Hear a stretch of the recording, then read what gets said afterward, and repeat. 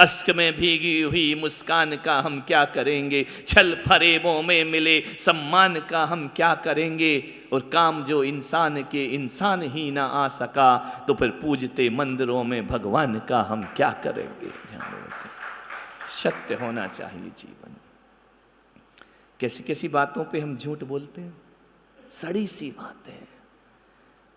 ऐसा भी नहीं कि कोई मृत्यु का क्षण आ गया उससे बचना है तो हम झूठ बोल रहे, फालतू की बातें। उसने ऐसा कहा, उसने वैसा कहा, इसकी पर निंदा और झूठ तज, साच जवाहर खोल सतवादी जग में।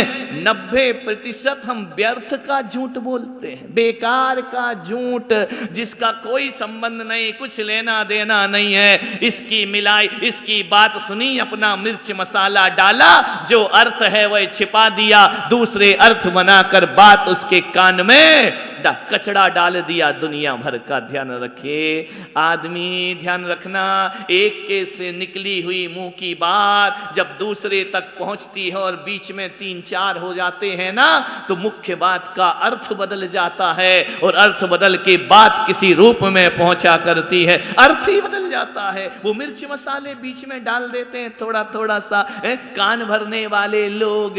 ध्यान रखना, हर कोई अभी आ जाएंगे मेरे पास, उसने ऐसा कहा महाराज, उसने वैसा कहा, उसने ऐसा कर दिया, अच्छा ऐसा कहा। ध्यान रखिए, ये झूठी बातें, क्या मिलता है इससे?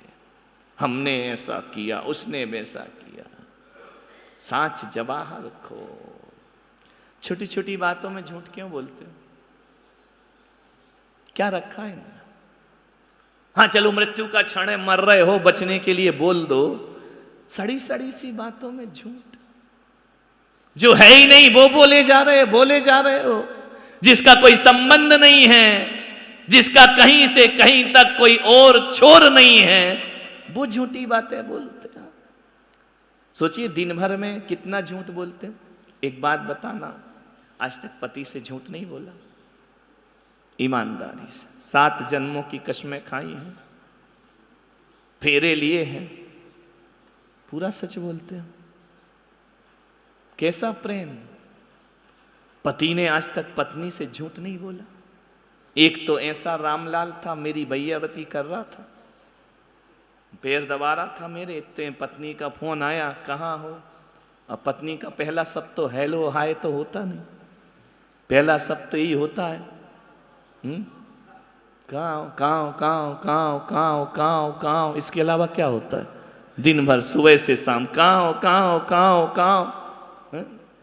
तो उसने कहा कि बस निकल गया हूँ, रास्ते में हूँ। अरे मैं देख रहा हूँ पैर मेरे दबा रहा है, बोल रहा रास्ते में मोबाइल पे। बोले रास्ते में हो? मैंने देखा, बोले मरने दो ना। हाँ मैं भैयावती का। तो मैंने कहा तू सच क्यों नहीं बोल रहा कि भैयावती? अरे माथा फोड़ेगी, मैं आपके तो पैर दबा जाऊंगा, मेरा सिर फूटेगा घर जा करके। तो मैंने कहा कि सच क्यों नहीं बोला, बकने दो। बोले बस पहुंच गया, आधे रास्ते में आ गया, आधे रास्ते में आ गया। फिर आया फोन, काव काव काव किस वक्त क्या है? बोले बस भिलाड़ पहुंच गया। अरे मैंने कहा भिलाड़? अब पत्नी भी कोई ऐसी वैसी नहीं थी, वो भी शेर पे सवा शेर थी। उसने कहा सही बताओ कहाँ हो, झूठ मत बोलो। तो बोले गाड़ी चला रहा हूं। तो बोले हार्न बजा के बता। पत्नी भी काकी रही होगी, ऐसी वैसी थोड़ी रही होगी। हार्न बजा के बता। अब मालूम है उस पट्टे को मेरे सामने मुंह से पौ पौ करना पड़ा। साच जवाहर खोल, किन बातों पे झूठ बोल रहे हो? विचार करिए, सच बोलो मेरे भाई, सच। बड़ी आफत है। जिन बातों का जीवन में कोई औचित्य नहीं, कोई महत्व नहीं है, उन पे हम झूठ बोले जाते हैं। ऐसी आदत पड़ गई है झूठ की, उद्देश्य विहीन भी झूठ हुआ करता है, जिससे कुछ लेना देना नहीं होता है। झूठ बोलने के संस्कार आत्मघाती संस्कार हैं। आज तुम अपने लिए झूठ बोल रहे, कल तुम्हारे लिए भी कोई और झूठ बोले। साच जवाहर रखो, सत्य बोलो। एक बच्चा था ना, इतना झूठ क्यों बोलता है आदमी? कभी सोचा, विचार किया? झूठ बोलने की आदत कैसे लग गई हमको? क्योंकि इस दुनिया ने झूठ का सम्मान किया है और सत्य को प्रताड़ित किया है। कहा जाता है ना कि सच बोलो तो फिर प्रताड़ित होते हैं, सच को सजा मिलती है, झूठ को तो वाह वाह मिल जाती है क्षणिक।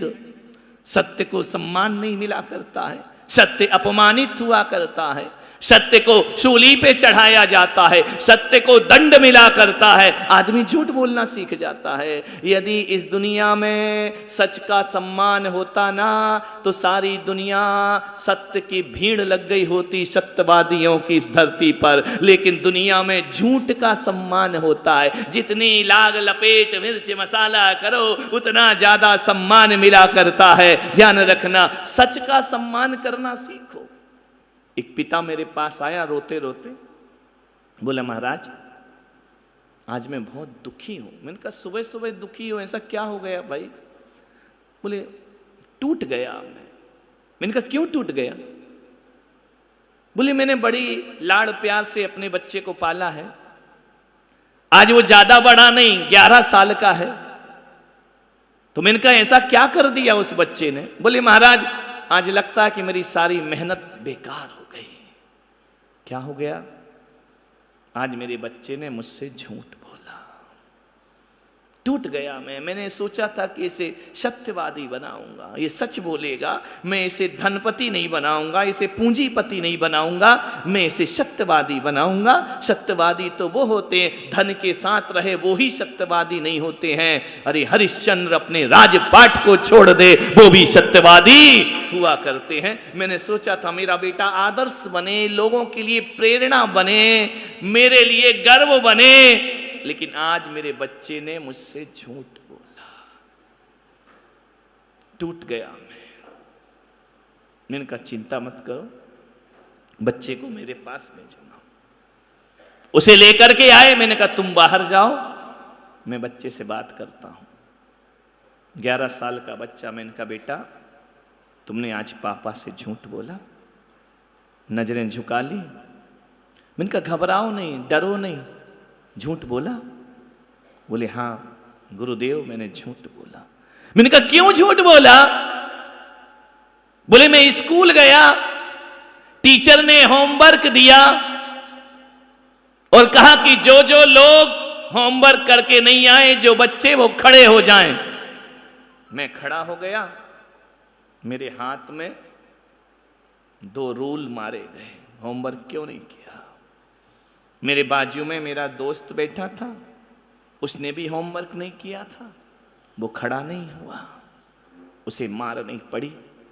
तो मेरे मन में आया कि सच बोलने से मार पड़ती है, मुझे भी उसकी तरह झूठ बोलना चाहिए। मुझे खड़ा नहीं होना था, मैं बच जाता। जब मैं घर लौट कर आया तो मैंने अपने पापा से छिपा लिया कि मुझे मार पड़ी, मैंने होमवर्क नहीं किया। मुझे ये लगा कि वहाँ रहा तो टीचर ने मारा, यहाँ मुझे पापा से मार पड़ेगी, इसलिए मैंने झूठ बोला। लेकिन क्या करूँ, मेरा दुर्भाग्य कि टीचर का घर में फोन आ गया कि तुम्हारे बच्चे ने झूठ बोला, सच आज तुम्हारे बच्चे ने होमवर्क नहीं किया, इसलिए उसको मार पड़ी। तो मैंने कहा तुमने पापा से क्यों छुपाया? बोले फिर पापा भी मुझे मारते। मैंने उसके पिता को बुलाया और मैंने कहा देखो इस बच्चे ने झूठ नहीं बोला, इस बच्चे ने भय के कारण झूठ बोला। ध्यान रखना, हम लोग झूठ बोलते हैं, उसका दंड देते हैं, लेकिन कारण नहीं समझा करते हैं। काश कारण को समझ लें तो बच्चे सत्य से भयभीत नहीं होंगे। मैंने कहा जाओ उसके पिता को, इस बच्चे ने मुझसे सच बोला, आज इसको गिफ्ट दिला करके लाओ। होमवर्क नहीं किया उसकी डांट जरूर देना, लेकिन सच बोला इसका सम्मान जरूर। सच का सम्मान तो करो, सच को प्रताड़ित करोगे तो बच्चे सच कैसे बोलेंगे?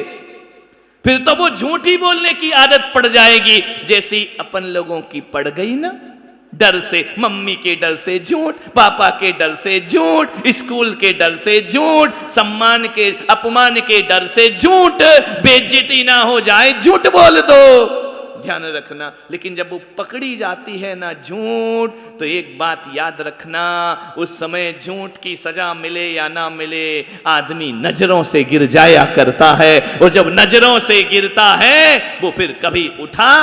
सच बोलिए, ध्यान रखना, सूली पर चलकर भी सत्य मिले तो चढ़ जाना, और सिंहासन पर बैठकर भी झूठ मिले तो सिंहासन को ठुकरा देना चाहिए। ध्यान, सच बोलो, क्या होगा? बच्चों से भी कहूंगा, दंड से मत डरो, भय से भयभीत होकर झूठ मत बोलो, जो सच है वो सच है। झूठ बोलने की आदत मिटा। आज उत्तम सत्य वचन मुख बोले, सो प्राणी संसार न डोले। सत्य, ये तो हो गई वचनों की बात। अब आते हैं धर्म की बात। हमारा धर्म बोलने कोई सच नहीं बोलता। जो आदमी सच बोलता है वो सत्यवादी हो, ऐसा महावीर नहीं कहते हैं, ध्यान रखना। यहां बोलने को सत्य नहीं बोला है। आप एक चालाकी करते हैं, मौन हो जाते हैं, है ना? झूठ तो बोलना नहीं है, सच बोला नहीं जा रहा, हम तो चुप थे, हम तो कुछ बोले ही नहीं। बोले नहीं तो इसका मतलब क्या, डर तो रहे हो ना? बोलना तो झूठ ही चाह रहे हो, पलड़ा तो तुम्हारा झूठ की तरफ ही झुका है। हम बोले नहीं कुछ, हम चुपचाप सुनते रहे। क्या सुनते रहे? जब सत्य मालूम था तो बोले क्यों नहीं? ध्यान रखना, नहीं बोलना, कोई नहीं बोल रहा है, कोई मौन ले रहा है, तो इसका मतलब थोड़ी कि सत्य धर्म उसके अंदर आ गया। यदि नहीं बोलने से सत्य धर्म आता है तो पेड़ पौधे तो कभी नहीं बोलते, उनको तो कब का सत्य धर्म प्रकट हो जाता, वह तो मोक्ष चले जाते। ध्यान रखना, सत्य धर्म को पाल के निर्वाण को प्राप्त कर। नहीं बोलने का मतलब तुम सच्चे हो, ऐसा नहीं है। कभी कभी हम नहीं बोलते, लेकिन बोलते कुछ नहीं, जानते तो सब हैं। ध्यान रखना, सत्य को बोलना महत्वपूर्ण नहीं है, सत्य को जानना बहुत महत्वपूर्ण हुआ करता है।